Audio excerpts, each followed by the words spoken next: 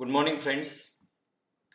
Last लेक्चरमध्ये आपण एक छोटी ग्लँड शिकलो आणि त्या ग्लँडचं नाव होतं पिनियल ग्लँड किंवा पिनियल बॉडी. आणि त्याच्या पूर्वी आपण पिच्युटरी ग्लँड तिच्यामार्फत सिक्रेट केली गेली हार्मोन्स आणि त्या हार्मोन्सशी रिलेटेड डिसऑर्डर या सगळ्या गोष्टी आपण डिस्कस केल्या. आजच्या लेक्चरमध्ये आपण एका नवीन ग्लँडचं स्ट्रक्चर डिस्कस करणार आहोत. अतिशय महत्त्वाची ग्लँड आहे endocrine Gland and that Gland is the thyroid Gland. मराठीमध्ये आपण त्याला कंठस्थ ग्रंथी असं म्हणतो. नावावरून लक्षात येतं कंठ म्हणजे मान, नेक रिजन मध्ये कुठेतरी ही ग्लँड आहे. बरोबर आहे. मग ही जी थायरॉइड ग्लँड आहे, वेअर इज इट लोकेटेड, तर हिचं लोकेशन काय आहे तर आपण थोडक्यात सांगतो. This gland is located in the neck region. बरोबर आहे, मानेच्या भागामध्ये. बरं कुठं रे, तर नेक रिजन मध्ये विंड पाईप आहे आपला. That wind pipe we call as a trachea म्हणतो. बरोबर आहे. या ट्रॅकियाच्या वरच्या बाजूला आपला व्हॉइस बॉक्स आहे and that voice box is called age a larynx. बरोबर आहे. तर नेक रिजन मध्ये जस्ट लॅरिंगच्या खालच्या बाजूला ही ग्लँड असते. आता या शेजारच्या डायग्राम मध्ये आपण पाहतोय असे दिस इज द लॅरिंग्स. हा लॅरिंग्स आहे आणि हा जो उभा दिसतोय तो दिस इज द ट्रॅकिया. हा विंड पाईप आहे. बरोबर आहे. मग या विंड पाईपच्या भोवती आपल्याला ही ग्लँड पाहायला मिळते लॅरिंग्सच्या खाली. आता नेमकं कुठं, सपोज हा ट्रॅकिया असेल, हा ट्रॅकिया आहे, तर त्या ट्रॅकियाच्या व्हेंट्रल साइडला किंवा काही ठिकाणी असं लिहिलेलं आहे it is located on the ventrolateral sides of trachea below the larynx. म्हणजे काय हे पहा, ही जी ग्लँड आहे या ग्लँडला दोन लोब्स असतात. या दोन पैकी एक लोब ट्रॅकियाच्या लेफ्ट साइडला असतो आणि दुसरा लोब ट्रॅकियाच्या राईट साइडला असतो. दोन्ही बाजूला एक एक लोबचे आणि या लोबला जोडणारा एक नॅरो ब्रिज सारखा पार्ट असतो आणि हा जो ब्रिज सारखा पार्ट आहे तो ट्रॅकियाच्या समोरून आलेला असतो म्हणजे वेंट्रल साइडनं. आणि हे लोब्स मात्र असे कडेला गेलेले असतात आणि त्यामुळे आपण म्हणताना असं म्हणतो की it is located below the larynx on ventrolateral sides of the trachea in neck region. बरोबर आहे. नेक रिजन मध्ये बघा, it is situated on ventrolateral sides of trachea. ट्रॅकियाच्या वेंट्रोलॅटरल साइडला just below the larynx, just लॅरिंगच्या खालच्या बाजूला. बरं, हा झाला एक part about the location of thyroid gland. Then what about the origin of thyroid gland. याचं ओरिजिन कुठल्या लेअर पासून आहे तर आपण थोडक्यात सांगायचं the gland is endodermal in origin. 3 germ layer पैकी एंडोडर्म पासून ही ग्लँड तयार होते. एंडोडर्मल ओरिजिनची ही एंडोक्राइन ग्लँड आहे. बरोबर आहे. या ग्लँडचं स्ट्रक्चर खूप सिंपल आहे.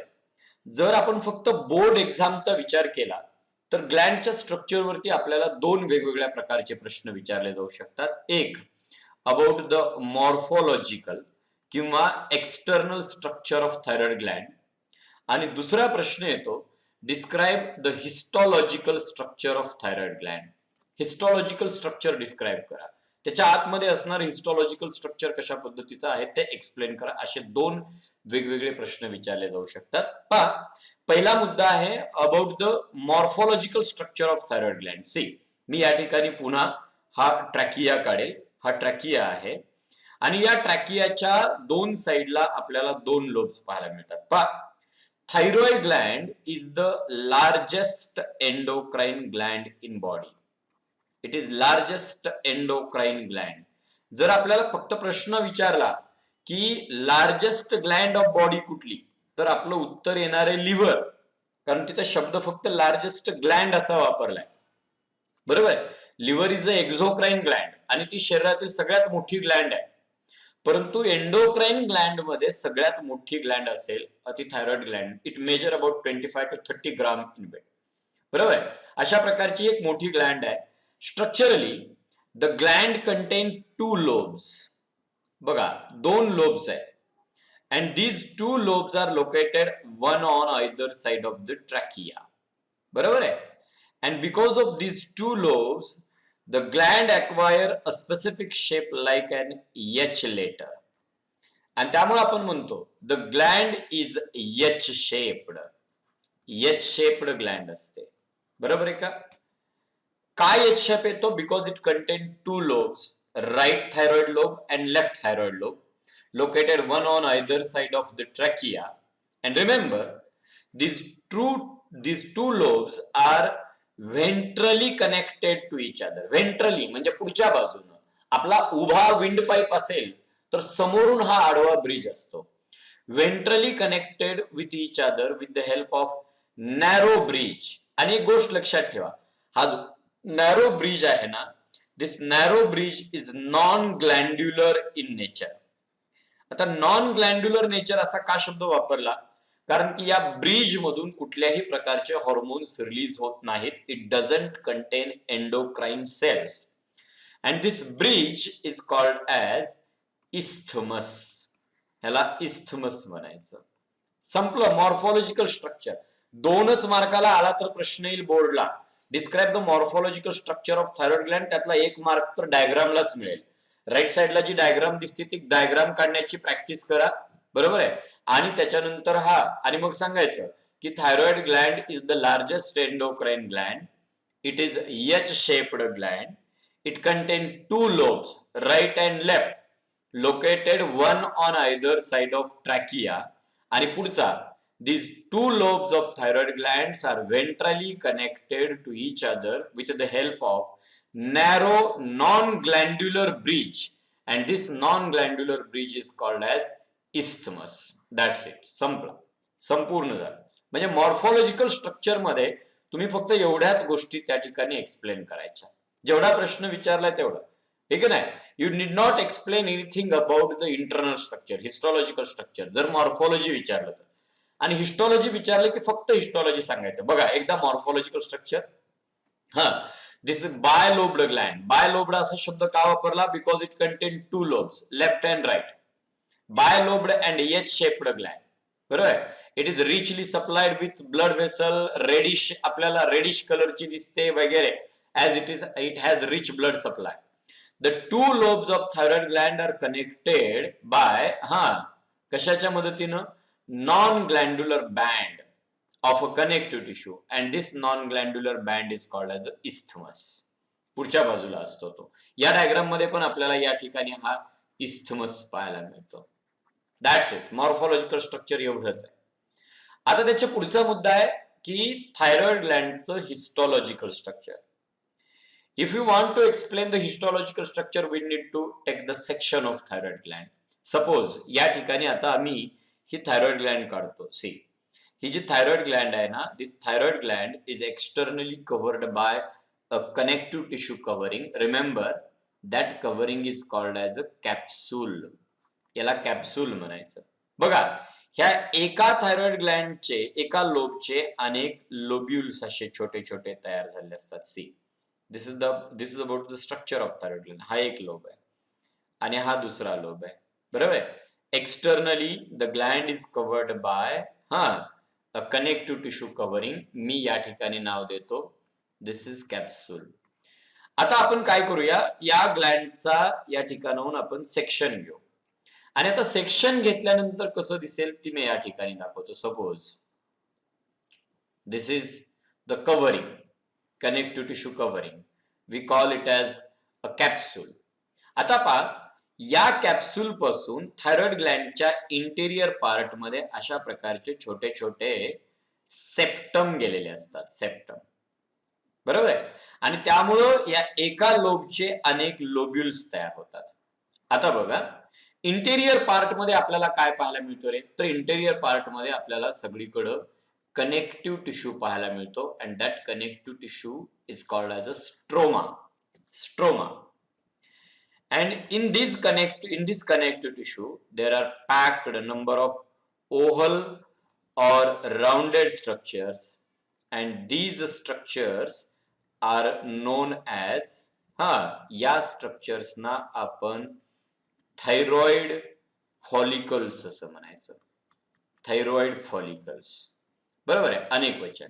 There are number of such thyroid follicles which are packed in a connective tissue called as a stroma. बरोबर आहे. आता जर समजा आपण हा एवढाच पार्ट मॅग्निफाय केला आणि पाहायला गेलो तर आपल्याला असं दिसतं, मी या ठिकाणी आता हे मॅग्निफाईड व्ह्यूचं स्ट्रक्चर काढतो. See, this is one follicle, this is one more follicle, हा हेअर इज वन फॉलिकल. आता एवढ्याच 3 फॉलिकलचा पार्ट आपण मॅग्निफाय करूया. अराउंड फॉलिकल, हा, the peripheral region of the follicle, it is filled with, कशाने भरलेला आहे रे? It is filled with a connective tissue. And we call this connective tissue as stroma. याला स्ट्रोमा म्हणूया. आणि हे जे स्पेरिकल दिसत आहेत ते फॉलिकल्स आहेत, बरोबर आहे. आता the wall of follicular cells किंवा the wall of follicle it is lined by single layer of cuboidal glandular epithelial cell. बघा, प्रत्येक फॉलिकलच्या, प्रत्येक थायरॉइड फॉलिकलच्या वॉलवरती क्युबॉइडल आणि ग्लँड्युलर इपिथेलियल सेलचा एक लेअर आपल्याला पाहायला मिळतो. सी, मग ह्या ग्लँड्युलर सेल्सना आपण फॉलिक्युलर सेल्स असं म्हणूया, बरोबर आहे.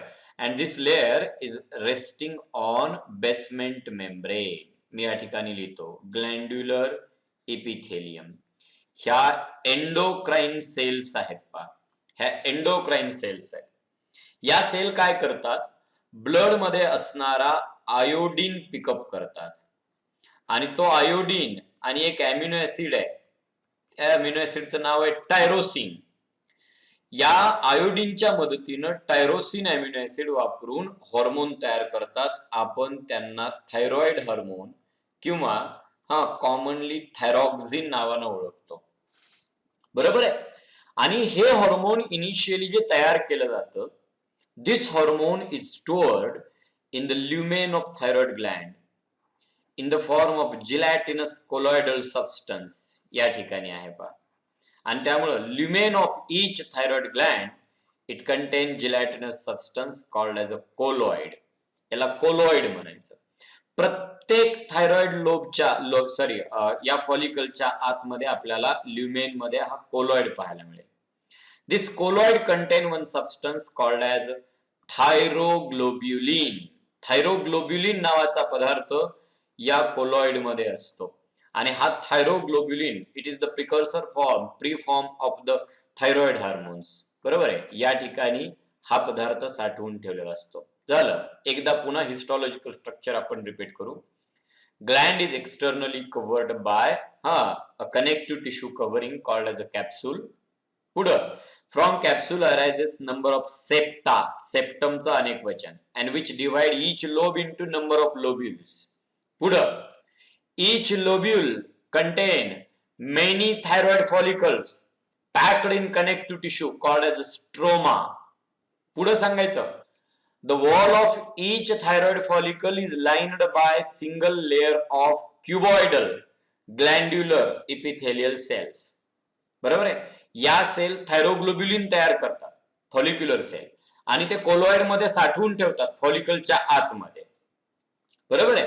आणि पुढे मग तेच सांगायचं, the lumen of each thyroid follicle is filled with a gelatinous colloid material that contain thyroglobulin. काही शंका आहे का? आता आणखीन एक महत्वाचा मुद्दा पहा. हा जो थायरॉइड ग्लँडचा स्ट्रोमा आहे फॉलिकलच्या बाहेर, म्हणजे कनेक्टिव्ह टिश्यू आहे ना, this connective tissue also contain some groups of cells. अशा प्रकारच्या काही सेल्स या कनेक्टिव्ह टिश्यू मध्ये आपल्याला पाहायला मिळतात.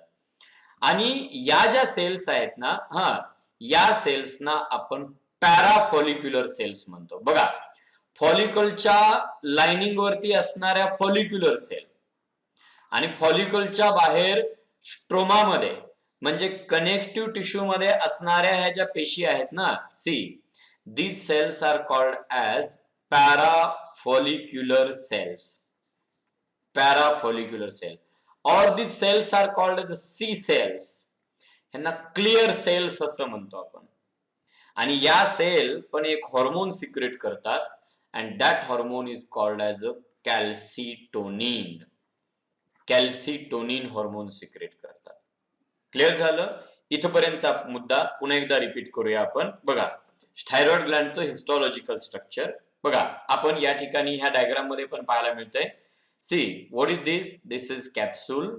हा कॅप्सूल आहे आणि कॅप्सूलच्या आतमध्ये तुम्हाला फॉलिकल्स दिसत आहेत. आपल्या टेक्स्ट बुक मधली डायग्राम राईट साइडला दिसते. That show number of thyroid follicles. अनेक थायरॉइड फॉलिकल्स आपल्याला दिसत आहेत. And each follicle is lined by cuboidal glandular cell. आणि या ठिकाणी एक नाव दिसतं पॅराफॉलिक्युलर ऑर सी सेल्स. मध्ये मध्ये दिसत आहेत कुठंतरी. हे पहा या पॅराफॉलिक्युलर सेल की ज्या कॅल्सिटोनिन हॉर्मोन सिक्रेट करतील. सेक्शन मध्ये आपल्याला ब्लड व्हेसल पण दिसतात because the gland is richly supplied with blood vessel आणि त्यामुळे ही रेडिश कलरची ग्लँड आपल्याला पाहायला मिळतात.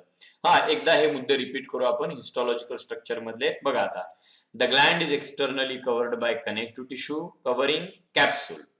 दुसरा मुद्दा, each lobe of thyroid glandचा प्रत्येक lobe it contain many rounded follicles in connective tissue and this connective tissue is a stroma. पुढचा मुद्दा, the stroma contain blood capillaries and small group of parafollicular cells किंवा C cells, clear cells. आणि ह्या sale काय करतात रे? these cells secrete calcitonin hormone किंवा TCT. आता हे नाव का पडलं? थायरोकॅल्सिटोनिन म्हणून टीसीटी हॉर्मोन असं म्हणूया आपण. थायरोकॅल्सिटोनिन हॉर्मोन. पॅराफॉलिक्युलर सेलचं फंक्शन समजलं आपल्याला. आता पुढं हिस्टॉलॉजिकल स्ट्रक्चर मध्येच the thyroid follicles are composed of cuboidal epithelium. आपण आता फॉलिकल कडे आलो. Cuboidal epithelium which is resting on the basement membrane and the lumen of follicle filled with a gelatinous colloidal substance. आणि त्याच्यात काय असतं? That substance is thyroglobulin. Actually this thyroglobulin form hormones called as T3 and T4. हे बघा एक गोष्ट लक्षात ठेवा. Thyroid gland is the only gland, endocrine gland in our body that store its hormone in inactive form. हे पहा inactive form मध्ये असणारे हे जे हॉर्मोन्स आहेत ते थायरोग्लोब्युलिनच्या फॉर्म मध्ये आहेत, म्हणजे कोलॉइडल मध्ये. या एकमेव ग्लँड मध्ये अशा हॉर्मोन स्टोअर केले जातात. Thyroid is the only endocrine gland in the body which store hormone in its inactive state. कशामध्ये? तर ते थायरोग्लोब्युलिनच्या फॉर्म मध्ये स्टोअर करते. बरोबर आहे का? एक गोष्ट आपण पिच्युटरी ग्लँडच्या वेळेला शिकलो होतो पहा. The secretion of thyroid gland is under the control of one hormone secreted by pituitary that is called as a TSH or thyrotropin. बरोबर आहे. ह्याच्या निगेटिव्ह फीडबॅकच्या कंट्रोल मध्ये थायरॉइड हॉर्मोनचं सिक्रेशन आहे. बरोबर. आणि मग ही जी थायरॉइड ग्लँड आहे ही थायरॉइड ग्लँड काही इम्पॉर्टंट हॉर्मोन सिक्रेट करते. त्या हॉर्मोनची फक्त नावं आपण या ठिकाणी लक्षात घेऊया. त्यातलं एक आहे T3 किंवा त्याला आपण ट्राय आयडोथायरोनिन असं म्हणूया. दुसरा आहे T4 किंवा टेट्रा आयडोथायरोनिन, त्यालाच आपण थायरॉक्सिन असं म्हणतो. आणि 3 नंबरचं हॉर्मोन कॅल्सिटोनिन किंवा थायरोकॅल्सिटोनिन. असे ही थायरॉइड ग्लँडचे हॉर्मोन्स आहेत. पण थायरॉइड ग्लँडनं सिक्रेट केलेली हॉर्मोन्स, त्यांचे नॉर्मल फंक्शन्स आणि त्यांच्या एक्सेस किंवा लेस सिक्रेशन मुळे होणाऱ्या डिसऑर्डर्स, हे जे मुद्दे आहेत ते आपण नेक्स्ट लेक्चर मध्ये शिकूया. Hormones of thyroid Gland. या लेक्चर मध्ये आपण मात्र हिस्टॉलॉजिकल स्ट्रक्चर पाशी इथंच थांबूया.